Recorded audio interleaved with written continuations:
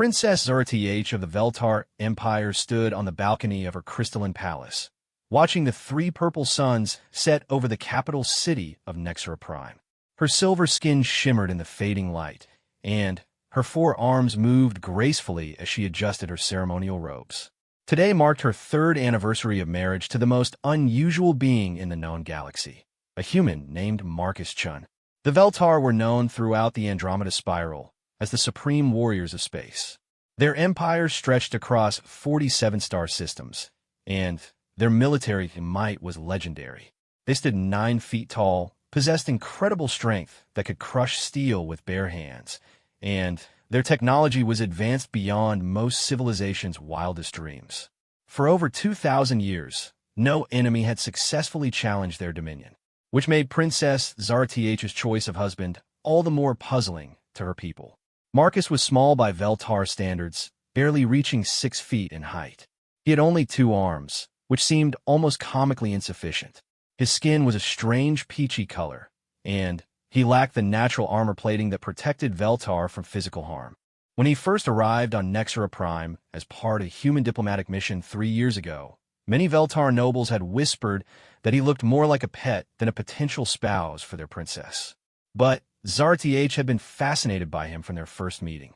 While other species cowered before Veltar might or tried to impress them with displays of their own power, Marcus had simply smiled and offered her a small blue flower he'd picked from the palace gardens. He told her it reminded him of her eyes, which were indeed a striking shade of azure that was rare even among her people. "Your Highness," came a deep voice behind her. General Throkkar, her father's most trusted military advisor, approached with obvious concern etched across his battle-scarred features. "We need to discuss the situation in the Outer Rim." Zrth turned, her long silver hair flowing behind her. "What news from the frontier?" "The Ravagers have begun moving again. Our scouts report massive fleet movements near the Kethmore Nebula. Intelligence suggests they're planning something big." Throkkar's 4 arms gestured toward a holographic display that materialized between them, showing star charts with ominous red indicators spreading across several systems. The Ravagers were the only force in known space that truly threatened the Veltar Empire. An ancient race of cybernetic beings, they consumed entire worlds to fuel their ever-expanding machine consciousness. They had appeared from dark space 50 years ago, and since then, they had been responsible for the destruction of dozens of civilizations. "How long before they reach our territory?" Zrth asked, though she dreaded the answer. "At their current rate of advance, perhaps 6 months. Maybe less if they discover the hyperspace routes through the Veil of Stars." Zrth nodded grimly. The Veil of Stars was a region of space-time distortions that had long served as a natural barrier protecting the core Veltar worlds.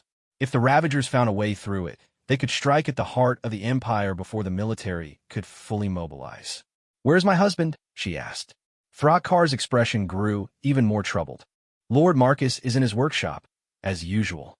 "Princess, with respect, perhaps now would be a good time to send him to safety. The human homeworld is far from the conflict zone. His people could protect him while we deal with this threat." The suggestion made Zrth's hearts beat faster with anger. The Veltar had 2 hearts, and when both were racing, it meant serious emotional turmoil. "You forget yourself, General. Marcus is my chosen mate and a citizen of this empire. He stays where he belongs, at my side. But, Princess, he has no combat experience, no military training. He spent his time here studying our archives and tinkering with old technology. What use could he possibly be in a war?" Before Zrth could respond, a soft chiming sound indicated someone approaching through the palace's security fields. Marcus appeared in the doorway, and as always, Zrth felt her anger melt away at the sight of his warm brown eyes and gentle smile. "Sorry to interrupt," Marcus said, his voice carrying that strange accent that still charmed her after 3 years. "But I heard we had visitors with news from the frontier."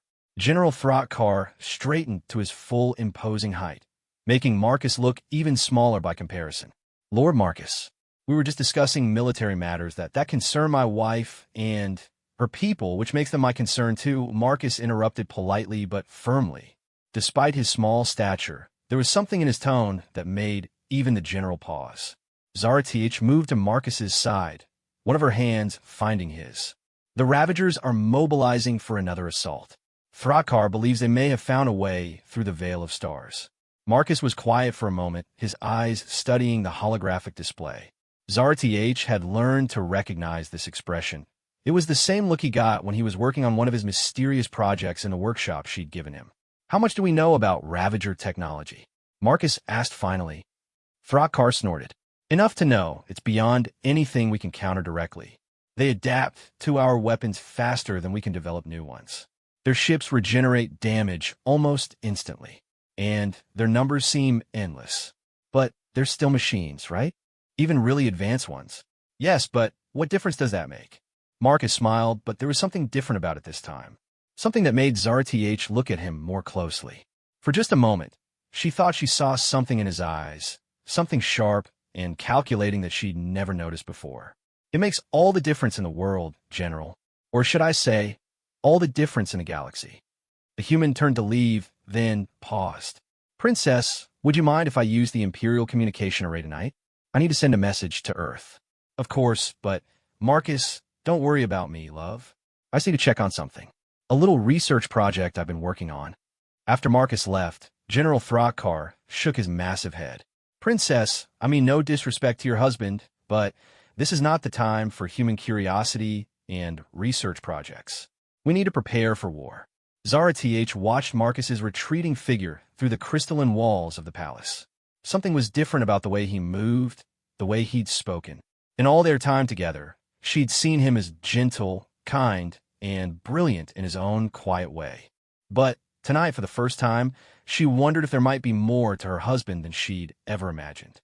General, she said slowly, what do we actually know about humans? About their history, their capabilities? Thrakar waved a dismissive hand. They're a young species, barely a few thousand years old. They've only had space travel for a few centuries. They have no significant military victories against advanced civilizations. They're pleasant enough, but hardly a warrior race. And yet, Zarth mused, they were the first species to approach us as equals rather than supplicants. They showed no fear when their diplomatic ship entered our space. And Marcus, she trailed off, remembering their first meeting again, but this time seeing it in a new light. He hadn't been intimidated by her people's reputation or their obvious physical superiority. He'd walked into a room full of beings who could crush him without effort, and he'd acted as if he belonged there. At the time, she'd thought it was charming innocence. Now she wondered if it might have been something else entirely. Princess, surely you don't think. I don't know what to think, General. But I'm beginning to suspect that my husband has been keeping secrets. The question is, what kind of secrets does a species keep when they're surrounded by beings who could destroy them without breaking a sweat? As night fell over Nexra Prime, Zarth found herself staring at the stars with new eyes. Somewhere out there, the Ravagers were preparing to bring destruction to everything she held dear. And somewhere much closer, her husband was working in his workshop on projects she'd never bothered to ask about. For the first time since their marriage, Princess Zarth began to wonder if she really knew Marcus Chin at all. And, deep in her warrior's heart, she felt the stirring of a strange new emotion. Not fear, but anticipation. Because if her gentle, harmless human husband was hiding something, she had a feeling it was going to be very interesting to discover what it was. The galaxy was about to change in ways none of them could imagine. And it would all begin with one human smile and the secrets he'd been carrying since the day he arrived in Veltar space. Marcus Chun stood in his workshop deep within the royal palace, surrounded by what most Veltar would consider junk. Old computer cores, discarded weapon components, and various pieces of technology that had been deemed obsolete filled every available surface. But Marcus saw potential where others saw waste. The communication array hummed to life as he activated the quantum entanglement transmitter he'd built from Veltar components. The signal would reach Earth instantly, regardless of the vast distance between star systems. As he waited for the connection to establish, Marcus allowed his carefully maintained facade to slip away. The gentle smile vanished. His relaxed posture straightened into something more alert, more focused. For 3 years, he played the role of the curious, harmless human scholar perfectly. But now, with the Ravagers moving toward Veltar space, it was time to remember what he really was. The holographic display flickered, and a familiar face appeared before him. Admiral Sarah Rodriguez, director of Earth's Special Operations Command, looked exactly as he remembered, sharp, intelligent, and utterly ruthless when necessary. "Hello, Marcus. It's been a while since we've heard from you." 3 years, 2 months, 16 days, Marcus replied automatically. The mission parameters required complete radio silence unless emergency protocols were activated. Admiral Rodriguez leaned back in her chair. "And have they been?" "As of today, yes. The Ravagers are mobilizing for an assault on Veltar space. Intelligence estimates 6 months before they breach the core systems." "Understood. What's the current status of your integration with Veltar society?" Marcus almost smiled at the clinical terminology. "Integration complete. I'm married to Princess Thedish, third in line to the Imperial throne. I have unrestricted access to their technology, military databases, and strategic planning sessions." "Excellent work. And the secondary objective?" This time, Marcus did smile, but it wasn't the warm expression his wife knew. It was the smile of a predator who had been patiently waiting for the right moment to strike. "The Veltar still have no idea what humans are actually capable of. They see us exactly as we intended, a young, weak species that poses no threat to anyone." Admiral Rodriguez nodded approvingly. "The Council of Species still doesn't know about Earth's true capabilities? They have no clue. As far as the galaxy is concerned, humans are newcomers who got lucky with some basic FTL technology. They think our most advanced weapons are kinetic projectiles and nuclear devices. And they have no idea about the Terran Defense Network. None whatsoever. They don't know about the quantum weaponry, the dimensional manipulation technology, or the fact that we've been monitoring their communications for the past 50 years. The Admiral's expression grew serious. "Marcus, you understand what this means. If the Ravagers break through Veltar space, they'll have a clear path to Earth. And right now, the Veltar are the only things standing between those machines and human space." "I understand completely.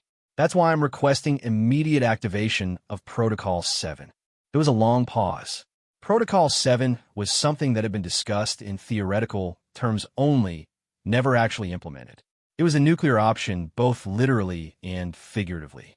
"Marcus, are you absolutely certain? Once we reveal ourselves, there's no going back. The entire galactic balance of power will shift overnight." "Admiral, I spent 3 years among these people. The Veltar are warriors, but they're honorable ones. They don't conquer for the sake of conquest. They build an empire to protect the species under their care. When they realize what humanity is capable of, they won't try to destroy us. They'll want to ally with us." "And if you're wrong?" Marcus was quiet for a moment, thinking of Zartich's laugh, the way her eyes lit up when he brought her flowers from the garden, the genuine love and trust she'd shown him. "If I'm wrong, Admiral, then we're all dead anyway when the Ravagers finish with the Veltar and come for us. At least this way, we go down fighting." Admiral Rodriguez made some notes on a tablet outside the camera's view. "Very well. Protocol 7 is authorized. The Terran Defense Fleet will begin moving into position immediately. How long do you need to prepare your end?" "Give me 72 hours to begin the reveal process. I need to do this carefully. If I shock them too much, they might react defensively instead of receptively." "Understood. And Marcus?" The Admiral's expression softened slightly. "For what it's worth, your sacrifice has been noted. When this is over, you'll have your choice of any command in the fleet." Marcus looked around his workshop, thinking of the woman sleeping in their shared quarters above. "With respect, Admiral, I think I might stay right where I am." After the communication ended, Marcus began pulling specific components from around the room. To anyone watching, it would look like random scavenging. But each piece had been carefully selected and modified over the past 3 years. A discarded Veltar plasma regulator, modified with human quantum field technology. An old computer core, enhanced with processing capabilities that exceeded anything in the known galaxy. Weapon components that looked primitive, but incorporated dimensional manipulation principles that wouldn't be discovered by Veltar science for another 1,000 years.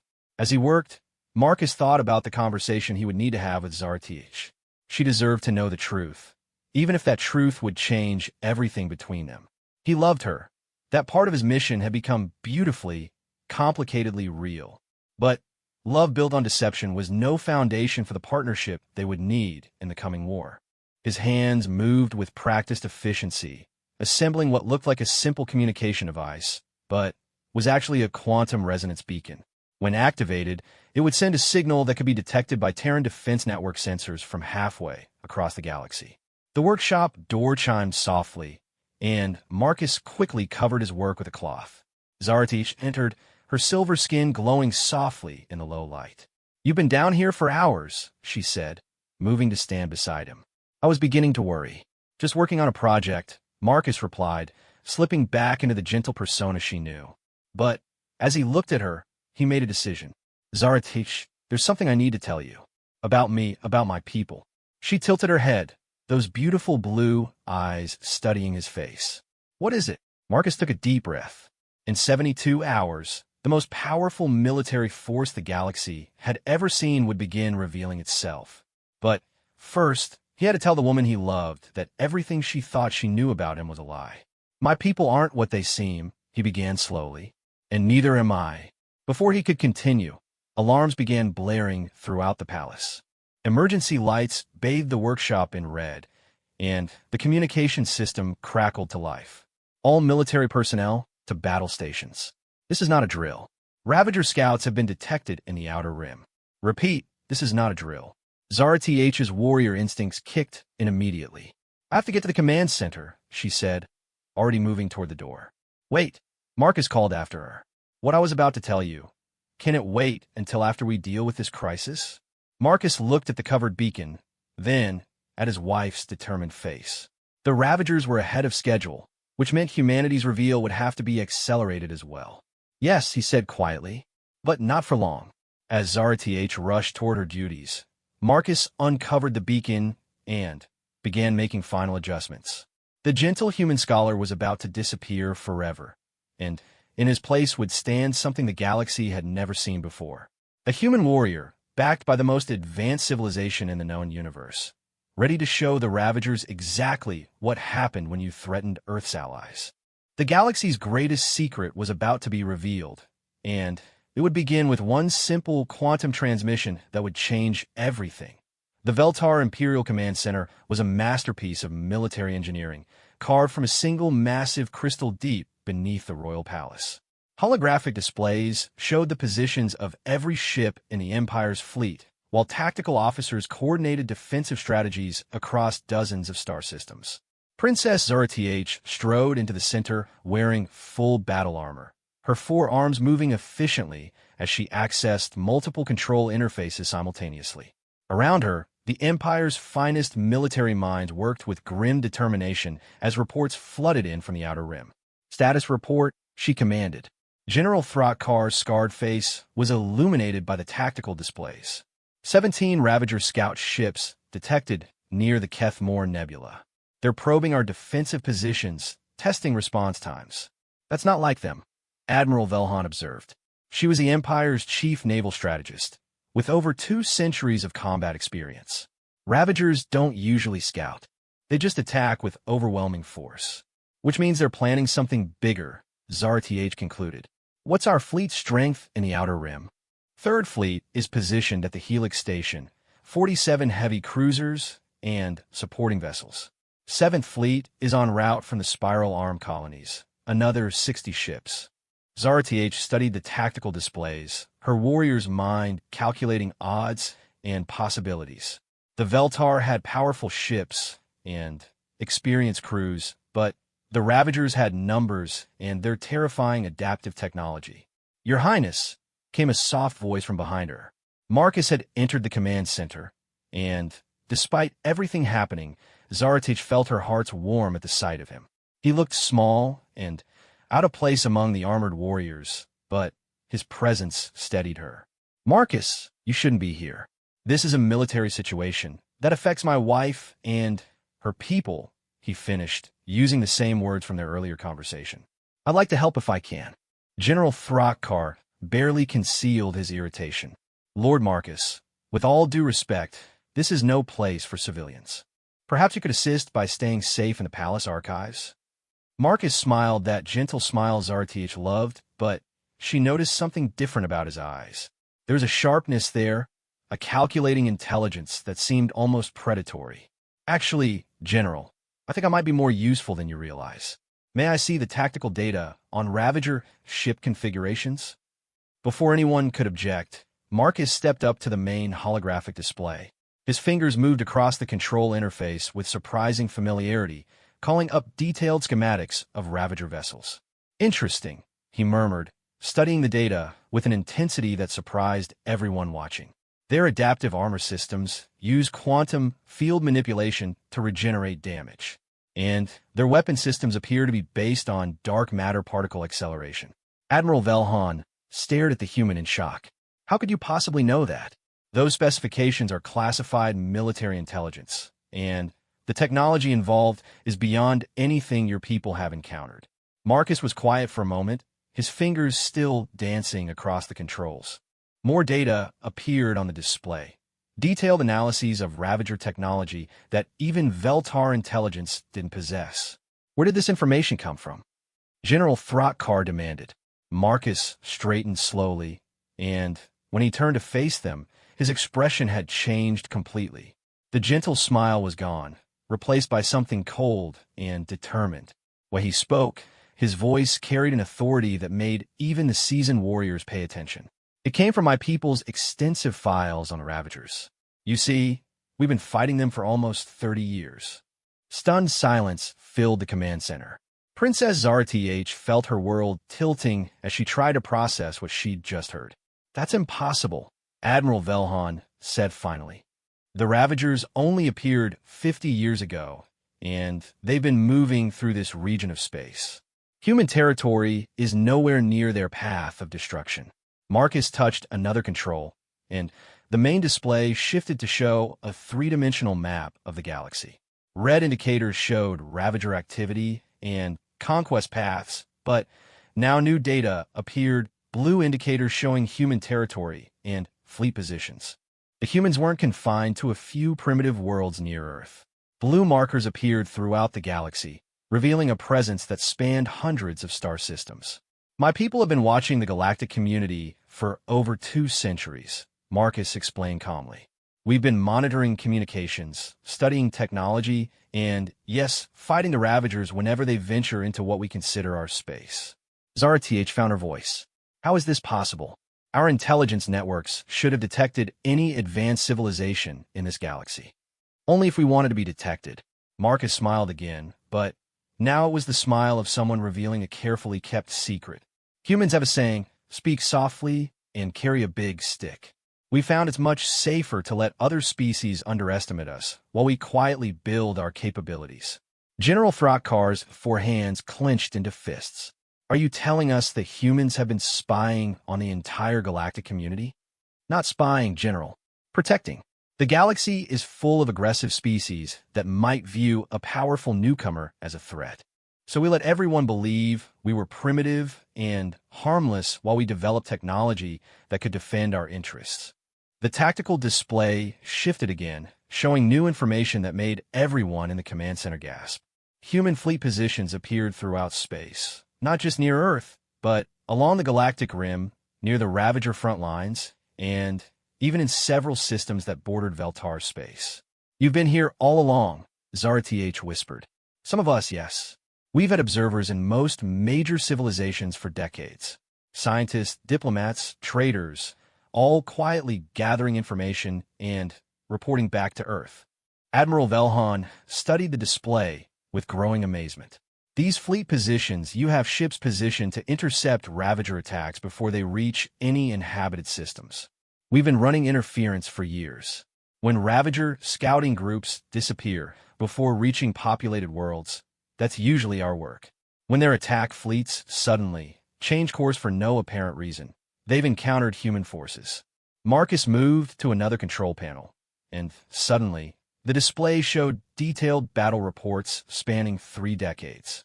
Engagement after engagement between human forces and Ravager fleets, with casualty reports and tactical analyses that revealed a level of warfare the Veltar had never imagined. The technology gap between humans and Ravagers is significant, but not insurmountable, Marcus explained. We've learned to use quantum disruption fields to interfere with their adaptive systems. Our dimensional phase weapons can bypass their armor entirely, and our AI coordination networks are sophisticated enough to counter their hive mind tactics. Princess Zarth sat down heavily in her command chair, trying to process this revelation. Her gentle husband, who spent his days reading ancient texts and building simple devices, was actually a member of one of the most advanced military forces in the galaxy. "Why reveal this now?" she asked quietly. Marcus turned to face her, and his expression softened slightly. For a moment, she caught a glimpse of the man she'd fallen in love with beneath this new, harder exterior. Because the Ravagers are finally making their big move. Our intelligence indicates they've been building toward a massive assault that will overwhelm conventional defenses. The Veltar Empire is the strongest military force in this region.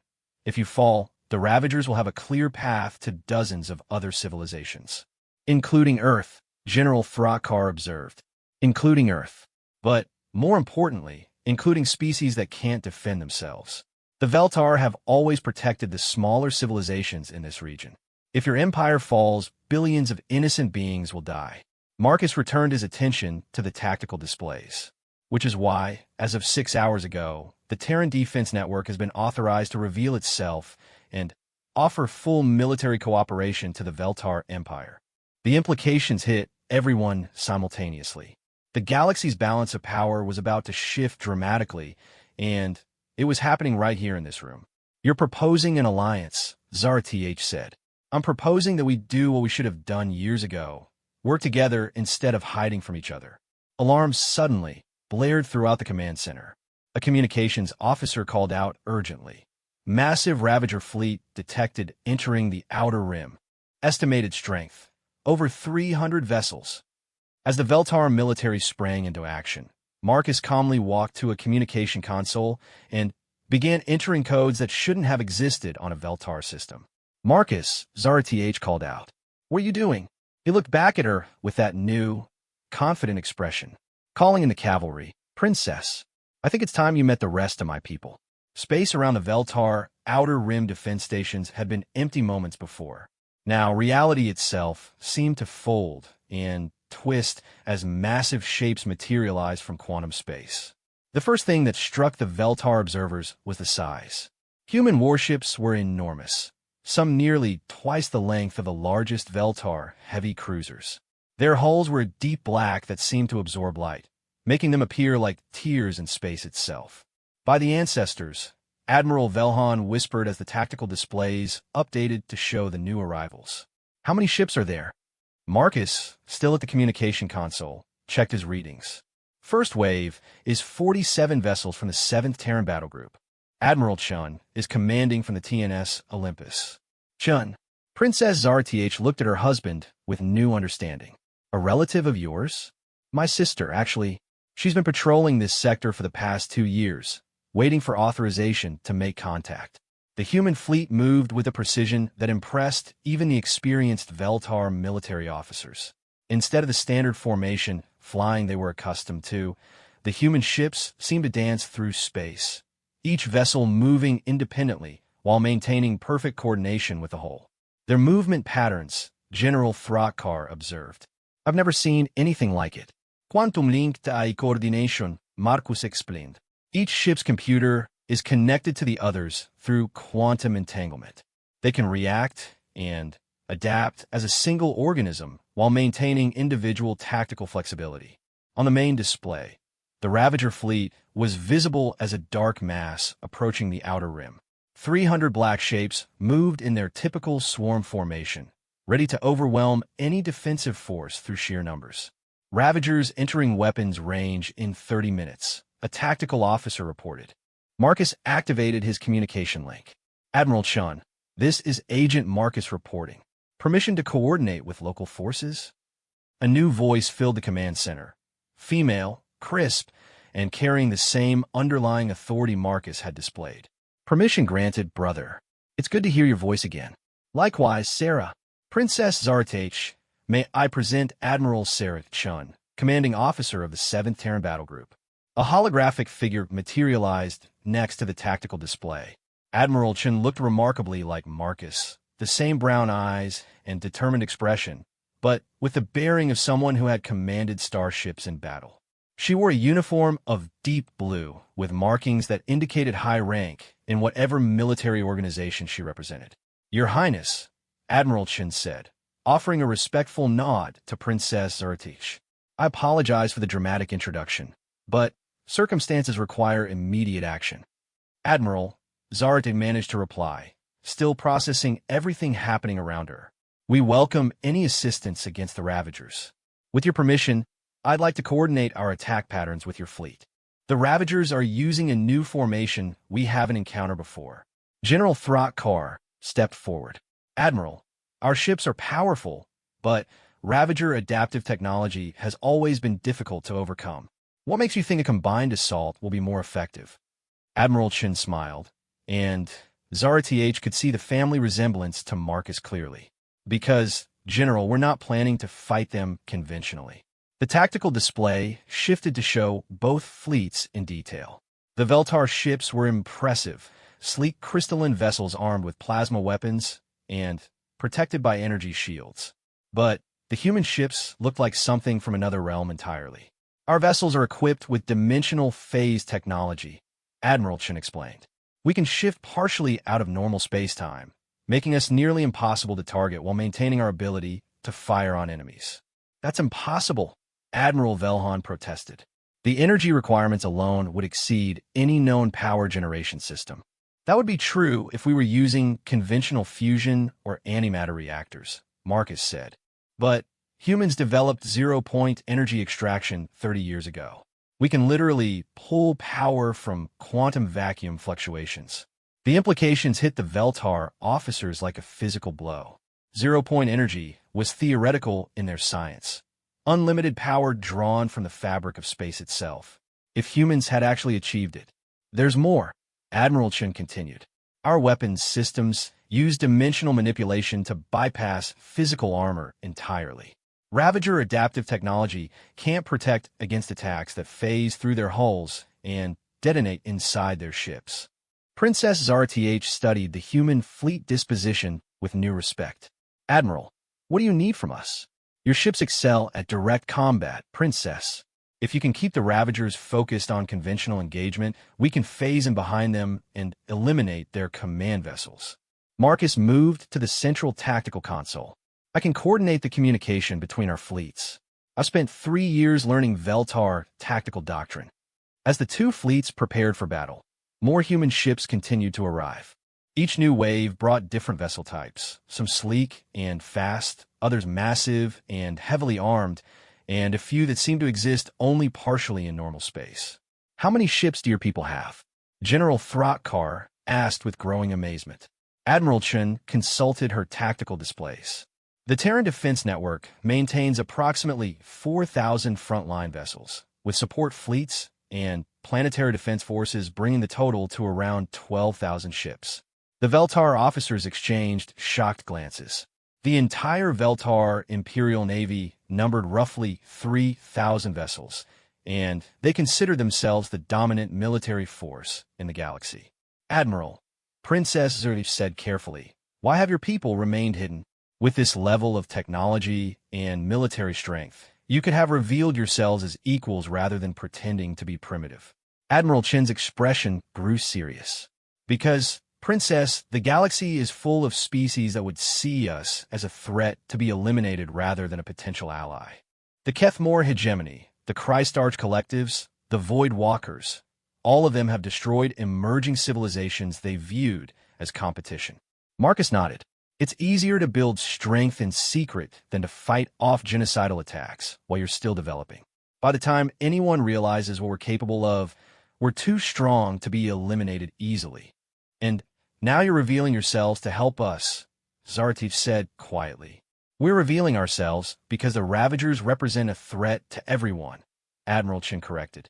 "Human policy has always been to protect innocent life, even when it requires significant risk to ourselves."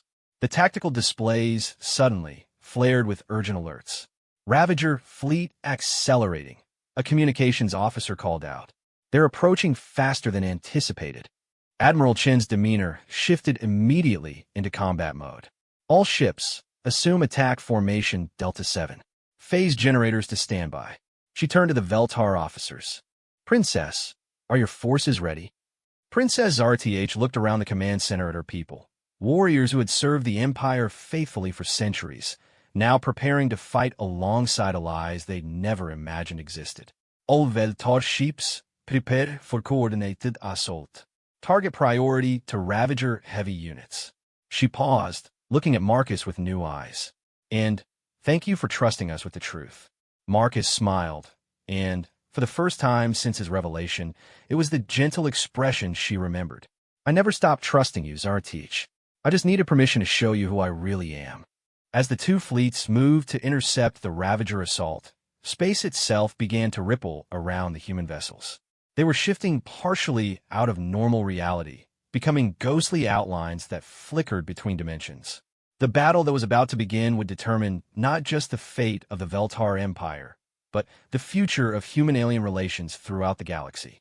And it would all center around a princess who had married a seemingly harmless human, only to discover he belonged to the most powerful military force the galaxy had ever seen. The battle began unlike anything in recorded Veltar history. The Ravager fleet approached in their typical overwhelming formation, a dark tide of mechanical death sweeping toward the outer rim defense stations.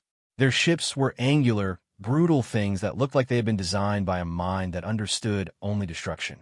Black holes absorbed sensor scans, and the distinctive red glow of their weapon systems painted space the color of blood. Ravagers entering weapons range, reported Admiral Velhan. All ships prepare to engage. The Veltar fleet moved forward with practiced precision, their crystalline ships gleaming as they charged their plasma weapons. For a moment, it looked like a traditional naval engagement, two fleets approaching each other across the void for a direct confrontation. Then, the human ships disappeared. What happened to them? General Throkkar demanded, staring at empty space where 47 massive vessels had been moments before. They've shifted into dimensional phase, Marcus explained calmly. They're still there, just existing slightly outside normal spacetime. The Ravagers won't be able to detect them. Princess Zarth watched the tactical displays with fascination and growing respect. Her husband's people weren't just technologically advanced. They were tactical innovators on a level she'd never imagined. The Ravagers reached the Veltar fleet and opened fire immediately. Crimson energy beams lanced through space, followed by swarms of self-guiding missiles. The Veltar ships responded with their own devastating plasma volleys, their shields flaring as they absorbed incoming damage. It should have been a massacre. 300 Ravager ships against just over 100 Veltar vessels.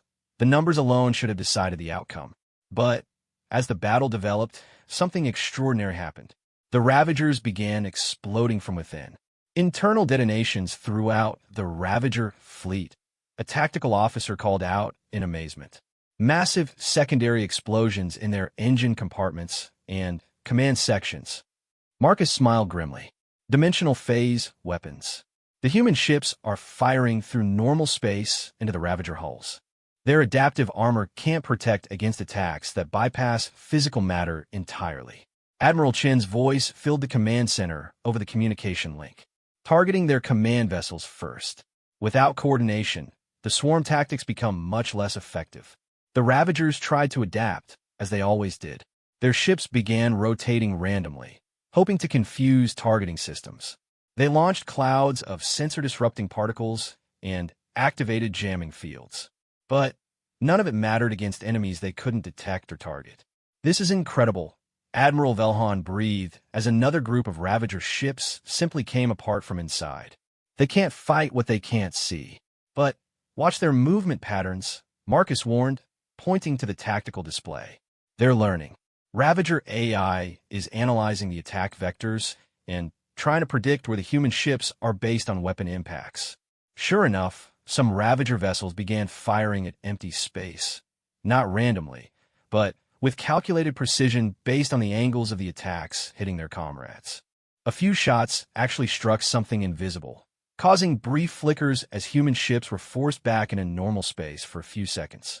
Clever, Admiral Chen admitted over the communication link. They're smarter than previous Ravager groups we've encountered. Princess, we're going to need your fleet to keep them distracted while we adjust our tactics. Understood, Princess Zarth replied. All Veltar ships, focus fire on the outer edges of their formation. Keep them spread out and unable to concentrate their analysis. The Veltar fleet surged forward with a ferocity that made Marcus proud to be allied with them. These weren't just skilled warriors. They were protectors defending everything they held dear, and their courage was magnificent to witness. Plasma beams carved through space, striking Ravager ships with enough force to shatter mountains. Veltar missiles, guided by tactical AI that could think and adapt mid-flight, sought out vulnerable points in enemy vessels. The crystalline ships moved like dancers, using their superior maneuverability to stay ahead of the lumbering Ravager vessels. But the Ravagers were adapting to both threats now. Their hulls began shifting configuration, trying to present angles that would deflect both conventional weapons and dimensional attacks. Their formation tightened, allowing damaged ships to be protected by healthier ones. They're learning too fast, General Throtkar observed grimly. If this continues, they'll figure out how to counter both our tactics. Marcus was quiet for a moment, studying the battle data with intense concentration. Then, his expression changed, becoming something harder and more determined than anything Princess Zarth had ever seen from him. Admiral Chun, he said into the communication link. Request permission to implement Protocol Omega. There was a long pause before Admiral Chun responded. Marcus, that's never been tested in actual combat. And the risks are acceptable compared to letting the Ravagers adapt to our technology. If they learn how to counter-dimensional phase weapons, they'll be ready for us when they reach human space. What's Protocol Omega? Princess Zarth asked. Marcus turned to face her, and she saw something in his eyes that was both apologetic and absolutely implacable. Something we hoped we'd never have to use. A weapon system so dangerous that we've only tested it once in an uninhabited star system. Admiral Chen's voice carried a note of resignation. Permission granted. All human vessels, implement Protocol Omega. Full quantum destabilization authorized. The human ships began to reappear in normal space, but they looked different now. Energy patterns flowed across their hulls like living things, and space around them began to ripple with distortions that hurt to look at directly. All Veltar ships, retreat to minimum safe distance immediately, Marcus ordered with sudden urgency. Get at least 50,000 kilometers away from the Ravager fleet.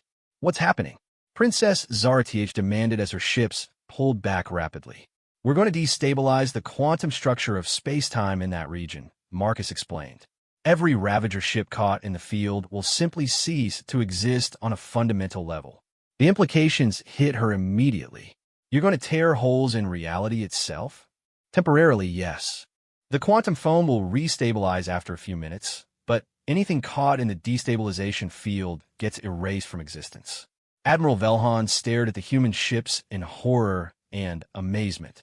That level of quantum manipulation, the technology required, it's beyond anything we considered possible.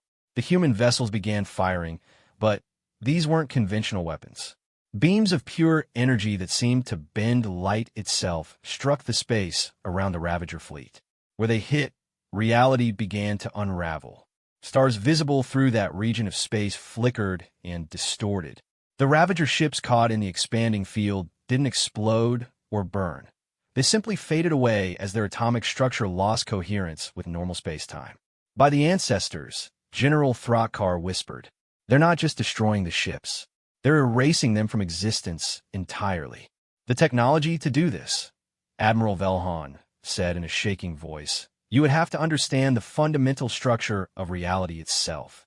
How long have your people been capable of this? Marcus watched the tactical display as the last of the Ravager fleet vanished into quantum dissolution. The theoretical framework was developed about 15 years ago. The practical application was perfected 5 years ago. This is the first time we've used it against a real enemy. Princess Zarth looked at her husband with new eyes, not with fear, but with awe and something approaching reverence. Your people, You could destroy entire star systems with this technology. We could, Marcus agreed quietly, which is exactly why we've kept it secret. The ability to unmake matter at the quantum level isn't something that should be common knowledge. As the quantum destabilization field collapsed and normal space-time reasserted itself, the communication channels filled with chatter from both fleets. The Veltar crews were struggling to process what they'd witnessed, while the human crews were running post-battle analysis on their weapon systems. Admiral Chin's image reappeared on the main display. All targets eliminated. No Ravager survivors detected. Quantum field restabilization complete. Casualties? Princess Zarth asked. None on our side. The Veltar fleet performed magnificently. Your tactical coordination kept the Ravagers distracted long enough for us to implement Protocol Omega. Marcus moved to stand beside Princess Zarth's command chair. There's something else you need to know, he said quietly. This wasn't the main Ravager force. Our intelligence indicates this was a probe, testing our combined capabilities. The victory celebration that had been building in the command center died suddenly. How many more ships do they have? General Thrakar asked. Conservative estimates suggest approximately 10,000 Ravager vessels are massing near the galactic rim, Admiral Chin reported. They're preparing for a final assault that will either break through our combined defenses or force them to find another approach vector. Princess Zarth stood slowly, her four arms working at different control interfaces as she began calling up fleet disposition reports. Then, we'll need to work together, won't we? Veltar and human forces combined into a single defensive fleet. Marcus smiled, and this time it was the gentle expression she'd fallen in love with, but backed by the quiet confidence of someone who belonged to the most powerful military force in the galaxy. Princess, I think that's exactly what my people were hoping you'd say. As reports came in from across Veltar space, and human commanders began coordinating with their new allies, Princess Zarth realized that everything had changed. Her harmless husband had revealed himself to be part of a civilization that could literally rewrite the laws of physics to defend their allies. The galaxy would never be the same, and for the first time since the Ravagers had appeared, she allowed herself to believe that maybe, just maybe, they could actually win this war. The greatest alliance in galactic history had been forged in the crucible of battle, and it had all started with one human's patient, 3-year deception. Marcus Chun had played his role perfectly, and now the real fight could begin.